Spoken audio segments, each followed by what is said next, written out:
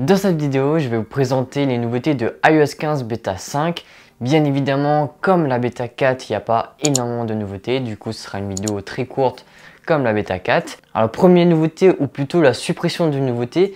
Dans la Beta 4, vous avez eu le bouton pour recharger la page dans Safari.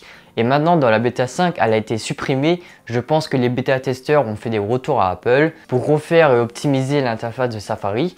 Car dans la petite barre d'onglet, il y avait quand même beaucoup de boutons.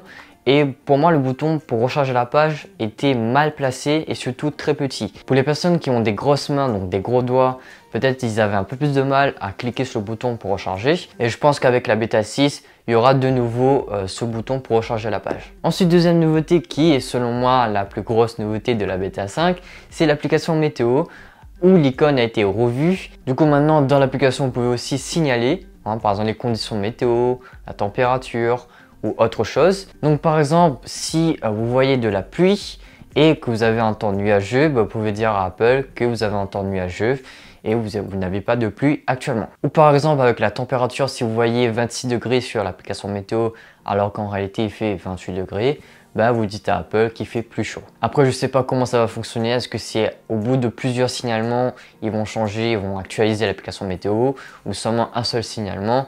Là, il faudra avoir une confirmation là-dessus. Ensuite, troisième nouveauté, quand vous allez éteindre votre iPhone, vous avez maintenant un petit message en dessous du bouton éteindre qui est une nouveauté de iOS 15 car maintenant quand vous éteignez votre iPhone, vous pouvez quand même le localiser et maintenant avec la Beta 5, vous avez quand même un petit message de rappel pour vous dire que même si vous éteignez votre iPhone, vous pouvez quand même le localiser. Et ensuite, dernière nouveauté, vraiment très mineure, l'icône de l'appareil photo dans la Beta 4, elle avait été changée sur l'écran de verrouillage.